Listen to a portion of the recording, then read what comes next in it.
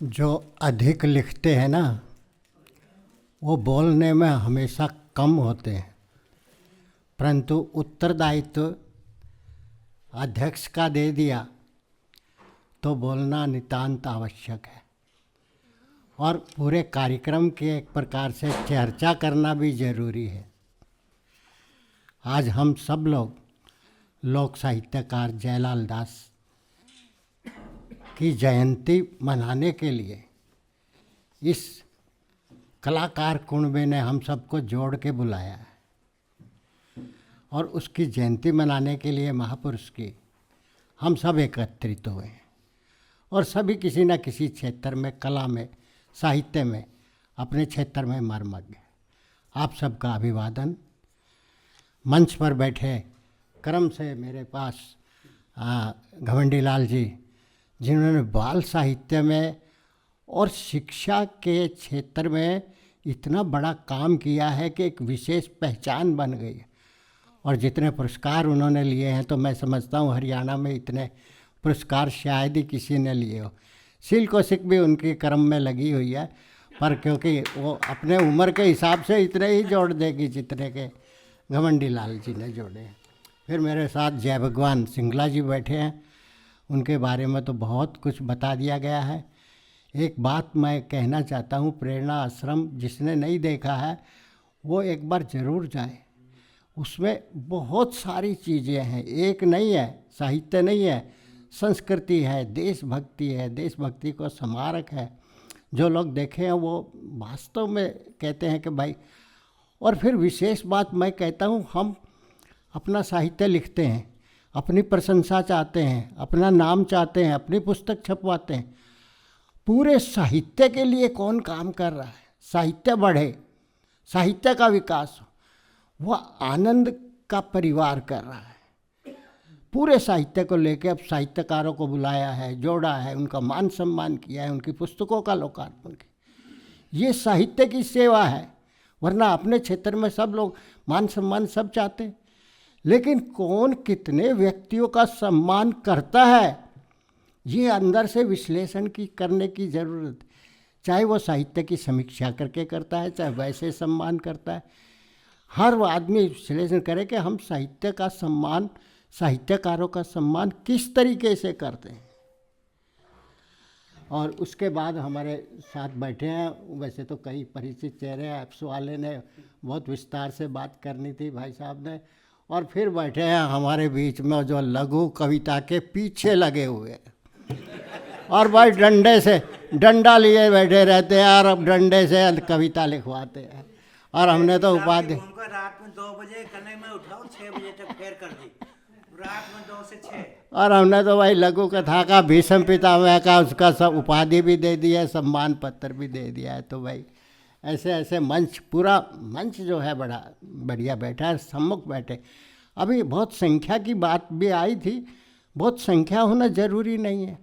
कितने गुणी व्यक्ति वहाँ बैठे हैं, कितने बढ़िया श्रोता बैठे हैं, कितने टैलेंट बैठे हैं, ये ज़्यादा महत्वपूर्ण है। तो सारा का सारा समारोह बहुत बढ़िया तरीके से चल रहा है। लोकार्पण पुस्तकों का हुआ, बहुत सारी पुस्तकों का लोकार्पण हुआ और लोकार्पण में बहुत अच्छी तरह गरिमा में तरीके से फिर उनकी समीक्षा पढ़ी गई। तो उन सबको भी बहुत बहुत बधाई देता हूँ जिनकी पुस्तकों का आज लोकार्पण हुआ है। और आनंद कला मंच की जो पत्रिका चलती है निरंतर, इस सारे कलाकार कुनबे को उसकी भी बधाई देता हूँ। वास्तव में ये बहुत कठिन कार्य है पत्रिका को चलाना। जिस समय 1-2 अंक आए थे, मैं सोचता था बंद हो जाएगी। मैंने कहा भी आनंद जी को, अरे पत्रिका, साहित्यिक पत्रिका कहाँ चल रही है 1-2 बार में, लेकिन ये इतने लंबे समय तक खींच के ले आए पत्रिका को। मैं इनकी हिम्मत, इसके जज्बे को, पूरे परिवार को बहुत बहुत बधाई देता हूँ। हमेशा आनंद ने नए प्रयोग किए। जैसे अभी जिक्र आया कि भाई मरने के बाद कोई आदमी आके नहीं देखेगा कि मेरे नाम का गुणगान हो रहा है कि नहीं हो रहा है। जिंदा व्यक्ति जो है बैठा है, उसके सम्मान में जो बात होती है वो खुश होगा और उसकी आयु बढ़ जाएगी। मरने के बाद तो मर चुका हो तो वो यहाँ देखने सुनने नहीं आएगा। ये ठीक है कि हम अपने साहित्य की धरोहर की, अपने पूर्वजों की इज्जत करें, परंतु जो खुशी देनी है तो जिंदा व्यक्तियों को दो, उनके नाम से पुरस्कार दो। ये बहुत बढ़िया परंपरा इन्होंने चलाया है। और एक परंपरा और भी चलाई है कि भाई पुस्तक का सम्मान होना चाहिए। जो लोकार्पण होती है या वैसे भी, हम तो साहित्यकार हैं तो हमें तो पुस्तकों का सदैव सम्मान करना चाहिए, चाहे समीक्षा लिख के करे, चाहे उनको कुछ राशि दे या उनका सम्मान करे, पुस्तक का सम्मान करे। यह आनंद तो आरंभ से ही बहुत जुझारू रहा है। मैं तो बहुत बचपन से आकाशवाणी से देख रहा था, वहाँ भी उनके साथ लड़ता रहता था। अपने अधिकार के लिए लड़ना कोई गलत नहीं है, लेकिन अधिकांश और जो ये कलाकार साहित्यकार होते हैं ना, ये ज़्यादा कमज़ोर मैंने देखे हैं, लड़ाई के लिए नहीं लड़ते। जो ये इंटेलेक्चुअल वर्ग है ना, ये बहुत बिखरा हुआ है, एक नहीं है।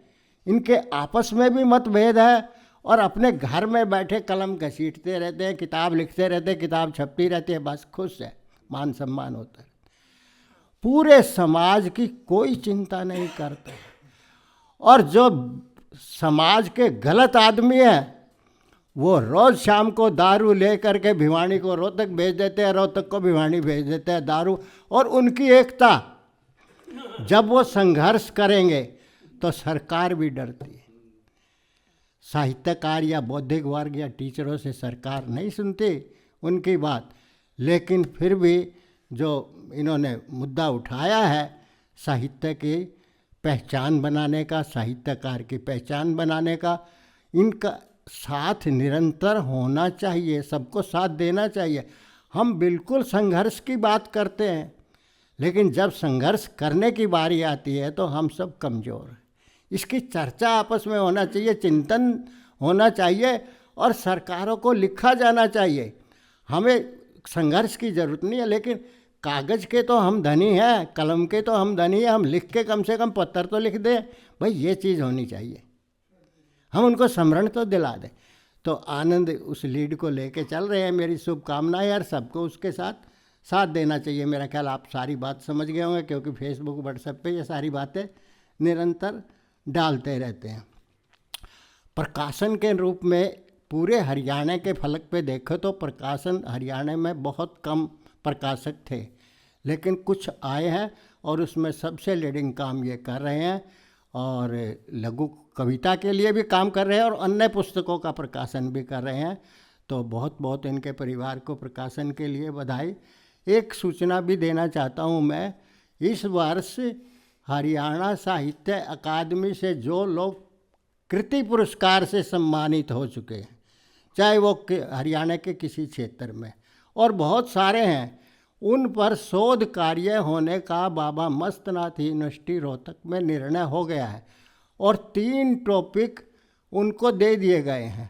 पहला टॉपिक कथा साहित्य का, तो जिन लोगों की कथा साहित्य की पुस्तक हरियाणा साहित्य अकादमी से कृति पुरस्कार के रूप में सम्मानित हुई है, वो पुस्तकें हमारे पास भेजें।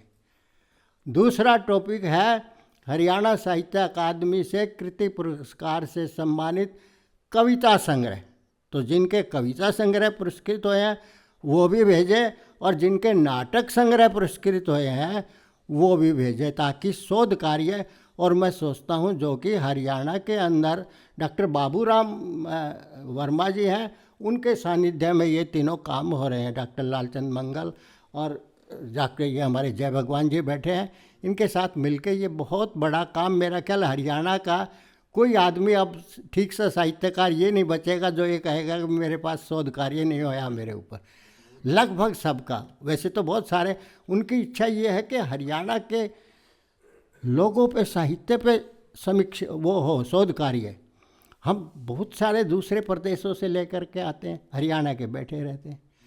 तो हमने आग्रह किया कि भाई उन साहित्यकार का भी सम्मान करेंगे जिस पे शोध कार्य होगा, और जो करेगा उसका भी, और जो साहित्य मतलब वो लेक्चरर प्रोफेसर जो होगा जो कराएगा उसका भी सम्मान करेंगे। तो ये प्रचलन जब से चला है, खूब साहित्य पे शोधकार चला है। एक और भी अच्छी बात मैं देख रहा था कि भाई जो ये थैले देने का रिवाज है ना, ये हमने बहुत कम जगह देखा है, वरना सब हाथ में उठाए उठाए चलते हैं। तो ये परंपरा बहुत अच्छी है, ये सबको करनी चाहिए कि भाई जाते समय शील्ड विल्ड जो चीज़ होती है सारा सामान, और थैला भी बिल्कुल ऐसा है, नहीं तो क्या कहीं पॉलीथीन करते हैं कुछ और करते हैं। तो भाई बहुत लंबी बात मुझे करनी नहीं थी, क्योंकि मैं तो लिखाड़ी आदमी हूँ हैं। हाँ हाँ, 2-3 सूचनाएं और है, जय भगवान जी ने अच्छा याद है। कुरुक्षेत्र में कार्यक्रम होना है इस वर्ष, एक साहित्य का महाकुंभ, वो 2 दिन चलेगा, सेमिनार टाइप का होगा, और पूरे यूनिवर्सिटियों से और से 4 उसके सत्र बना करके, वो शायद अक्टूबर के आसपास जब मौसम ठीक हो जाएगा तो ये प्रोग्राम करना है। एक उन्होंने और भी विचार रखा है कि भाई हम दुबई में जा कर के एक साहित्यकार, उनकी संस्था दुबई से लेकर के, और दोनों मिल कर के आपस में साहित्यिक समारोह और आदान प्रदान करें। तो मैं चाहता हूँ जय भगवान सिंगला के दोनों प्रकल्प पूरे हों। अंत में भाई फिर मैं इस कुणबे को जो पूरे का पूरा है, इनको धन्यवाद भी कहता हूँ, और भाई मैं चाहता हूँ इनको सम्मान भी करो। तो पूरा कुणबा मेरा तो बस अंतिम यही बात है, पूरा कुणबा यहाँ आ जाए और हम प्रज्ञा साहित्यिक मंच से उनको सम्मान करेंगे। भाई आनंद जी से अनुरोध है, सारे कुणबे को बुला ले एक बार। थैंक यू भाई, बहुत बहुत धन्यवाद।